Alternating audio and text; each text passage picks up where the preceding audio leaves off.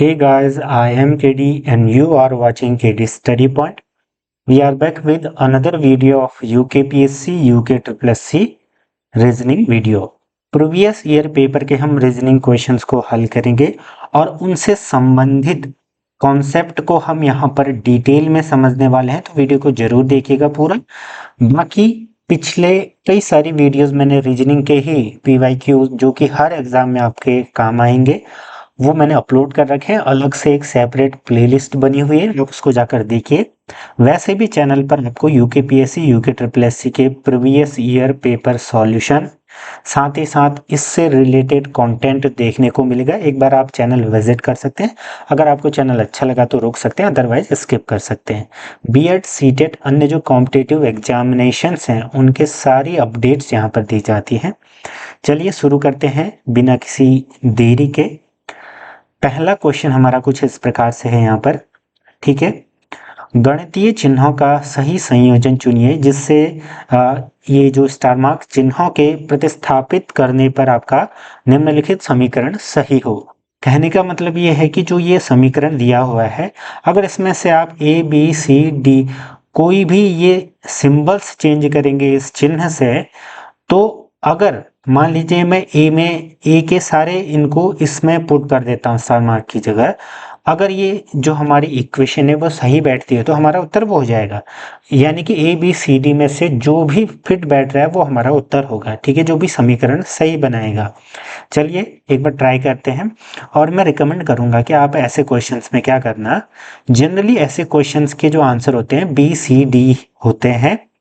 मतलब मैं हर क्वेश्चन की या हर बार की बात नहीं कर रहा, सामान्यतः ऐसा होता है, ठीक है। तो हम समय बचाने के लिए ऐसा करेंगे कि बी से स्टार्ट करेंगे, BCD एंड देन फिर अन्य को, ठीक है। तो चलिए शुरू करते हैं, ठीक है। इसको मैं रब कर देता हूं।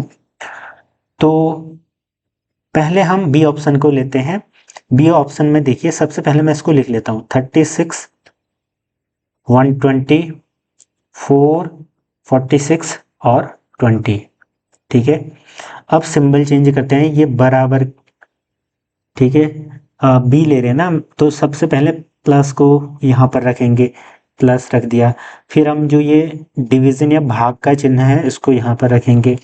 फिर हमारा जो माइनस का चिन्ह है उसको यहाँ पर रखेंगे। फिर हमारा जो इक्वल्स टू का चिन्ह है उसको यहाँ पर रख देंगे, ठीक है। ऐसे ही आपको ACD सभी में चेक करना है, जहां पर समीकरण सही हुई बस आपको वहीं पर रुक जाना और सीधे उत्तर लिख लेना है, ठीक है।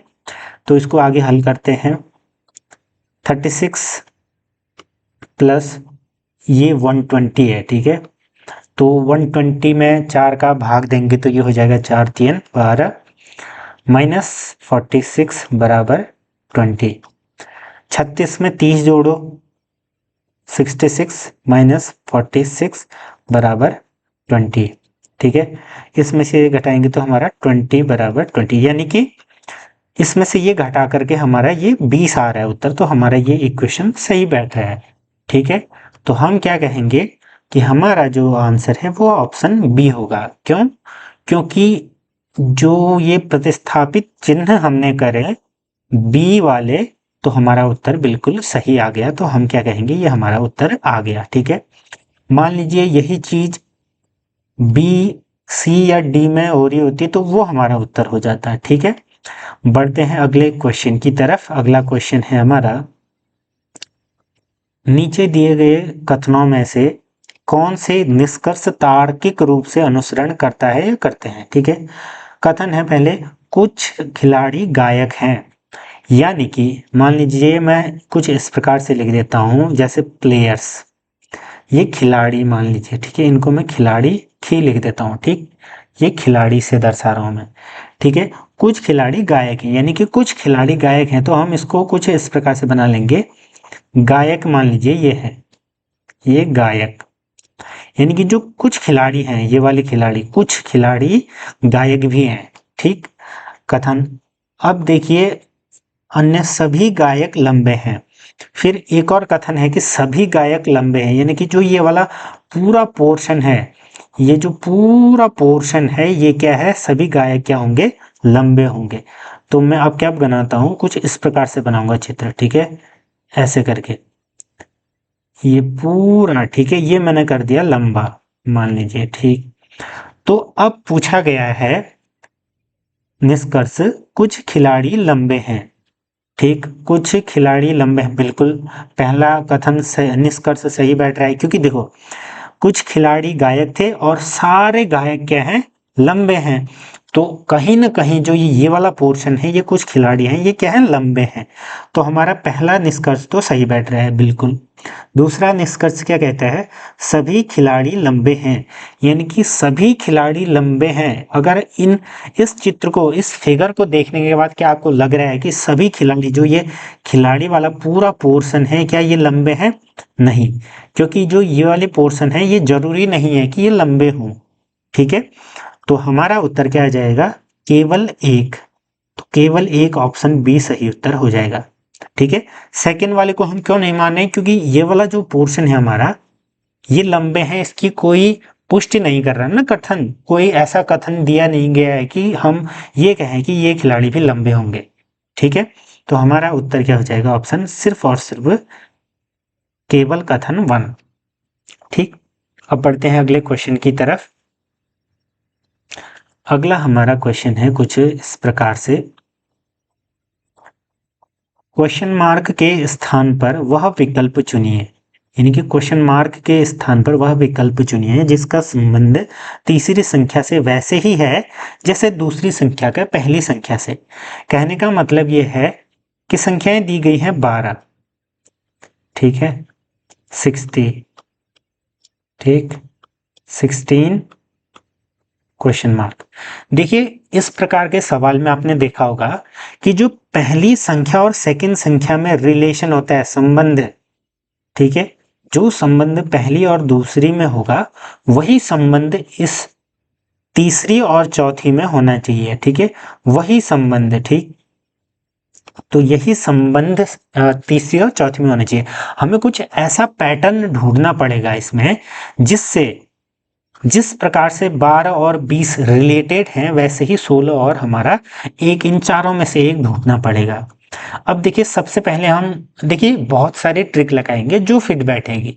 इसके लिए मैं क्या कहता हूँ, इसीलिए मैं कहता हूँ कि आप ज़्यादा से ज़्यादा क्वेश्चन को लगाइए, ज़्यादा से ज़्यादा प्रकार आप सीख पाएंगे, तो वहाँ पर आप बहुत जल्दी ही ऐसे क्वेश्चंस को हल कर पाओगे, ठीक है।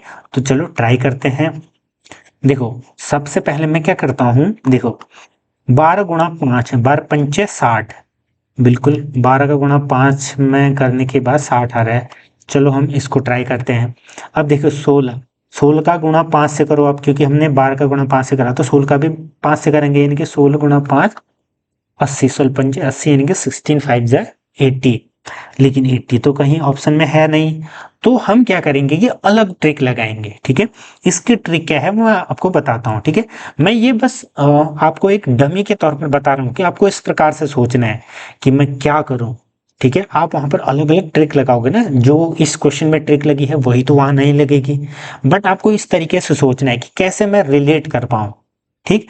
सोचने की अप्रोच को मैं बता रहा हूं। अब देखिए इसमें कैसे करना है, इसमें हम करेंगे 12 गुणा 12 भाग 2 -1, ये समीकरण हल करेंगे और यही रिलेशन सेकंड में भी लगेगा। देखिए अब हम कैसे करेंगे इसको, 12 इंटू 12 का भाग 2 से 6 -1, ठीक है। तो ये हो गया हमारा 12 गुणा 5 बराबर 60, ठीक। इस प्रकार से देखो मैंने क्या करा, 12 जो ये संख्या दी गई है, 12 का गुणा जो ये संख्या है खुद की 12, यानी कि खुद से खुद की आधे, यानी कि 12 भाग 2 कर दिया, खुद से ही आधी संख्या -1, इससे अगर मैं गुणा करूंगा तो मुझे ये प्राप्त होगा। क्या ये सेकंड वाले में भी लग रहा है, देखो 16 गुणा, ठीक, 16 भाग 2, जैसा मैंने यहां पर करा ना, खुद जो संख्या थी उसी को भाग 2 करा मैंने, -1 करा, तो भाग 2 -1, ठीक। तो 16 गुणा 16 में भाग 2 यानी कि 2 अट्ठा 16, 8 माइनस 1, ठीक है, 8 में से 1 घटाओ 7, 16 गुणा 7, तो ये हमारा हो जाएगा 112 उत्तर। ठीक है, अब देखो ऑप्शन में 112 है, बिल्कुल है भाई, ऑप्शन ए बिल्कुल सही उत्तर हो जाएगा। ठीक है, देखिए अगर आप ऐसा कोई पैटर्न निकाल लेते हो, ढूंढ लेते हो कि जो यहाँ पर जो रिलेशन आप देखिए, लेकिन आपको एक चीज ध्यान में रखना होगा, जो पैटर्न आप फर्स्ट में लगाओगे वही पैटर्न सेकंड में भी लगना चाहिए। अगर ऐसा पैटर्न आप ढूंढ लेते हो तो ऑप्शन में अगर आपको वो उत्तर मिल गया तो आपको आंख बंद करके उसको टिक कर लेना है। फिर आयोग कुछ भी कर ले, आपके क्वेश्चन को गलत नहीं ठहरा सकता। मान लीजिए इसमें एक से अधिक पैटर्न लग रहे होंगे तो फिर वो क्वेश्चन डिलीट होगा। ठीक है, तो कहने का मतलब यह है कि आपको एक ऐसा पैटर्न ढूंढना है इसमें जो दोनों के लिए फिट बैठ जाए, फिर आपका उत्तर वो सही हो जाएगा अगर वो 4 ऑप्शन गिवन ऑप्शन में है तो। ठीक है, हमने करा क्या, 12 का गुणा करा, 12 देखिए 12 का भाग 2 यानी कि खुद की संख्या को ही आधा करके -1। ठीक है, ऐसे ही 16 गुणा 16 को ही आधा करके 16 भागा 2 -1, फिर इसको हल करेंगे तो उत्तर हमारा आ जाएगा। ठीक है, बेहद ही आसान तरीके से मैंने ये समझाया, हालांकि ये आप लोग बताओगे कि आपको समझ में आया कि नहीं, मेरी जो समझाने की शैली है क्या आपको रास आ रही है या नहीं, या मैं कुछ इम्प्रूवमेंट इसमें कर सकता हूँ। ठीक है, देखिए होता ये है कि मैं एकदम बेसिक से समझाऊं सोचता हूँ और आपको एक अप्रोच समझा दूं कि आप कैसे सोचोगे। ठीक है, तो कई लोगों को ऐसा भी लगता होगा कि ये बहुत ही क्या है, आसान तरीके से समझा रहे हैं या बहुत लेंथी टाइप, तो वो अलग बात है। अब देखो अगला क्वेश्चन बहुत अच्छा है। 6 मित्र A B C D E F एक वृत्त पर केंद्र की ओर मुख करके बैठे हैं। ई डी के बाईं ओर है, सी ए व बी के मध्य है, एफ ई व ए के मध्य है, बी के बाईं ओर कौन है हमें निकालना है। इस प्रकार के क्वेश्चन जब भी आए आपको सबसे पहले क्वेश्चन को अच्छे से पढ़ना है, एक या दो बार अच्छे से रीड करना है। ठीक, पहला काम आपका ये है, मैं अप्रोच बता रहा हूँ, फिर उसके बाद आप क्या करोगे, देखो अब 6 लोग हैं और केंद्र की ओर मुंह करके खड़े हैं, तो एक मैं वृत्त बना लूंगा। ठीक, वृत्त मैंने बना लिया, ठीक है, गोला। अब 6 लोग हैं तो 1 2 3 4 5 6, 6 लोगों को मैंने दर्शा दिया और सबका मुंह अंदर की तरफ है ऐसे ही। ठीक है, सेंटर की तरफ ऐसे बैठे हुए हैं ये, यानी कि अंदर की तरफ मुंह करके। अब देखिए क्वेश्चन में कहा क्या गया, ई डी के बाईं ओर है, पहला चीज हमें प्राप्त हो गया, यानी कि पहला जो पैटर्न है या पहला क्लू हमें मिल गया कहने का मतलब। ठीक है, ई डी के बाईं ओर बैठा है, मान लो डी यहाँ पर बैठा है तो ई डी के बाईं ओर बैठा था, ये दाईं ओर हो गया, ये बाईं ओर हो गया, तो ई यहाँ पर बैठ गया। ठीक, एक चीज हमारा फिट बैठ गया। ठीक, अब देखिए आगे क्या कहा गया है, सी ए व बी के मध्य है, इसको हम ऐसे लिख लेंगे यहाँ पर, सी ए और बी के मध्य में है। ठीक है, लेकिन इन दोनों की पोजीशन पता नहीं है अभी हमें कि ए यहाँ पर भी हो सकता है, ए यहाँ पर भी हो सकता है, बी इस तरफ भी हो सकता है, बी इस तरफ भी हो सकता है। ठीक है, तो इसको भी हम नोट डाउन कर लेंगे। अगली चीज क्या कही गई है, एफ ई व ए के मध्य में है, जो एफ है ई और ए के मध्य में है, यानी कि ई और ए के बीच में एफ है। तो आपने देखा ई तो हमारा निकल गया, ई और ए के मध्य में यानी कि एफ यहाँ पर है, तो ऑब्वियसली ए यहाँ पर हो जाएगा हमारा, क्योंकि ई और ए के मध्य में तो एफ था ना, तो हमारा इतना पजल सॉल्व हो गया। अब देखिए यहाँ पर हमने क्या करा था, इसको अब यहाँ पर यूज करेंगे। देखो ए और बी के बीच में सी था, यानी कि ए यहाँ पर होगा, बी यहाँ पर होगा, तभी तो बीच में सी बैठेगा। ठीक, तो हमारी पजल पूरी हो गई। आप इसका मिलान भी कर सकते हैं, दोबारा से पढ़ो क्या सही बैठे, ई डी के बाईं ओर। ठीक, ई डी के बाईं ओर बैठा, बिल्कुल सही फिट बैठ रहा है। सी ए व बी के मध्य में है, सी ए और बी के मध्य में बिल्कुल सही बैठ रहा है। एफ ई और ए के मध्य में, एफ ई और ए के मध्य में बिल्कुल फिट बैठा है, तो हमारी पजल क्या है, सही है। आपको जैसे ही पजल आप बना लो उसके बाद एक बार देख लो एक नज़र मार के कि सारी चीज़ें चेक कर लो कि क्या मैंने पजल सही बनाई। अगर ऐसा फिट बैठ रहा है ये सारे तो आपने सही बनाई है, ठीक है। अब जो भी क्वेश्चन इससे रिलेटेड पूछा होगा आप आसानी से उत्तर दे देंगे। बी के बाईं ओर कौन बैठा है, तो आसान है, बी के बाईं ओर डी बैठा है, ऑप्शन सी बिल्कुल सही उत्तर हो जाएगा। है ना कितना आसान क्वेश्चन, बस हमको चीजों को तोड़ तोड़ कर सीखना है, ठीक है।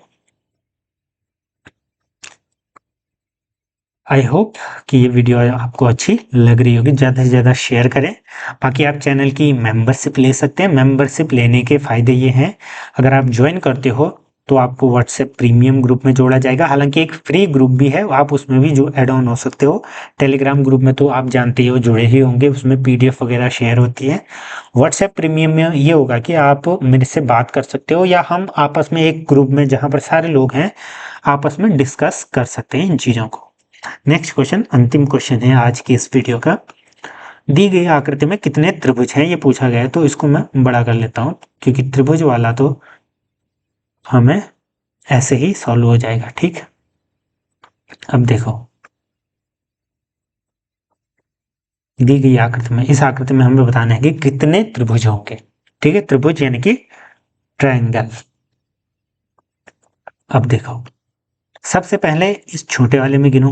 ये जब छोटे वाले गिनते हैं हम, 1 2 3 4, चार इसमें होंगे, चार इसमें होंगे, यानी कि 4 4 दूनी 8, 4 3 12।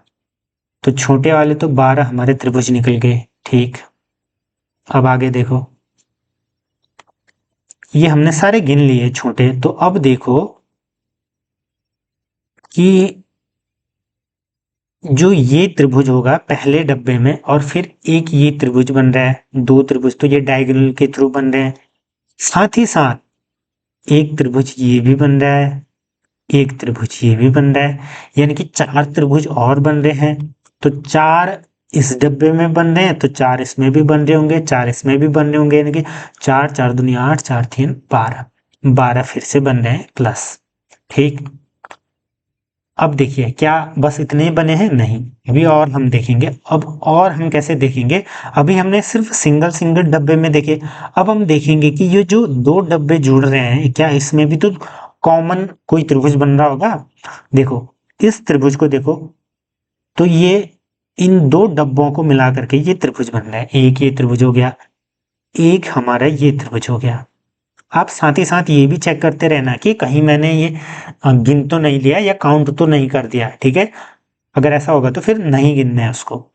तो दो त्रिभुज यहाँ पर बन गए, ठीक है भाई, दो और लिख लेता हूं। फिर उसके बाद देखो इस भुजा में देखो यहाँ पर भी तो एक त्रिभुज ये बन रहा है और इस भुजा में भी ये त्रिभुज एक और बन रहा है। तो दो और ऐड कर लो। क्या कोई अन्य त्रिभुज और बन रहा है, तो अब अगर आप देखोगे अब मुझे नहीं लगता कि कोई भी त्रिभुज यहाँ पर बन रहा है, क्योंकि बाकी हमने सारे गिन लिए हैं।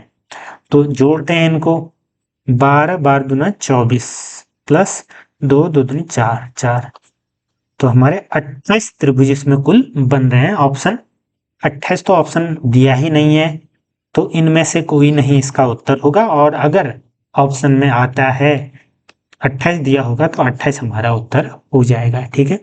बेहद ही आसान तरीके से देखो, ट्रिक्स याद रखना अलग बात है, लेकिन जब आप काउंट करना समझोगे तो फिर कैसा ही फिगर बन जाए, भले ही आपने पहले उसको सॉल्व करा हो या न करा हो, मायने नहीं रखेगा, क्योंकि आपने सीख लिया कि कैसे इन चीजों से डील करना है, ठीक है।